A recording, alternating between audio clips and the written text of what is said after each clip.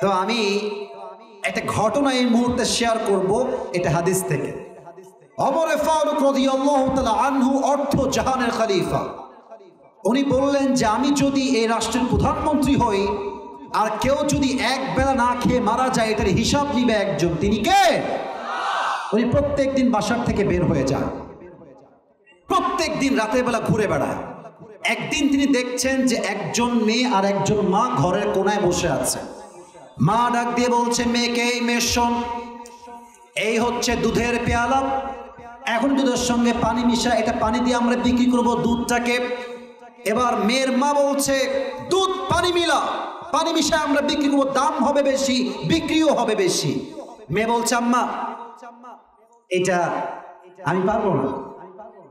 তো মা বলছে কেন পারবি না? মেয়ে বলছে আম্মা জান, আপনি কি জানেন না যে ওমর ফারুক ফরমান জারি করেছে যে রাষ্ট্রের কেউ কখনো দুধের সঙ্গে পানি মিশিয়ে এক চুল দুধ বিক্রি করতে পারবে না। মা ডাকতে বলছে টেনশন নাই, কোনো খবর নাই, ওমর ফারুক নাই, আবু বকর নাই, কেউ নাই, যা দুধের মধ্যে পানি মিশা। ওমর ফারুক অপেক্ষা করছেন যে মেয়েটা কি জবাব দেয়।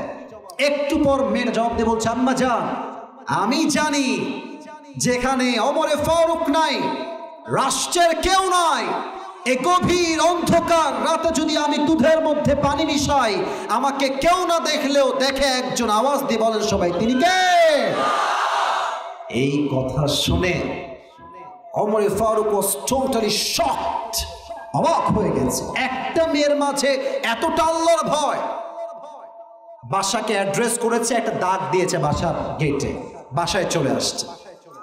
এসে তার সন্তান, আমার আব্বা জান যারা আছেন কান খাড়া করেন, আমার মায়েরা যারা আছেন কান খাড়া করেন, এই কথাটা খুব মনোযোগ দিয়ে শুনবেন।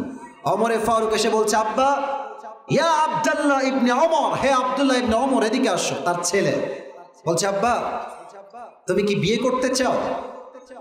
তো বলছে হ্যাঁ আব্বা বিয়ে করবো, আমি বিয়ে করতে চাই। তো সে ভেবেছে পাত্রী তো হবে প্রিন্সেস, আমি তো প্রধানমন্ত্রীর ছেলে, আমার বউ তো হবে বিশাল ধনী ঘরের মেয়ে। তো বলছে আব্বা তোমার জন্য আমি যেই মেয়েকে পাত্রী হিসেবে সিলেক্ট করেছি সে কোনো প্রিন্সেস নয়, সে কোনো রাজকুমারী নয়, সে সামান্য একজন দুধ বিক্রেতার মেয়ে। বলছে আব্বা জান, আমার মতো ছেলেকে আপনি একজন সামান্য দুধ বিক্রেতার মেয়ের সাথে বিয়ে দিবেন কেন আব্বা জান?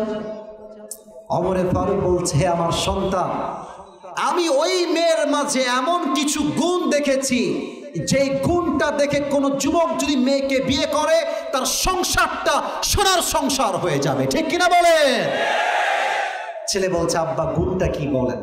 বলছে এই গুণটার নাম হচ্ছে তাকওয়া।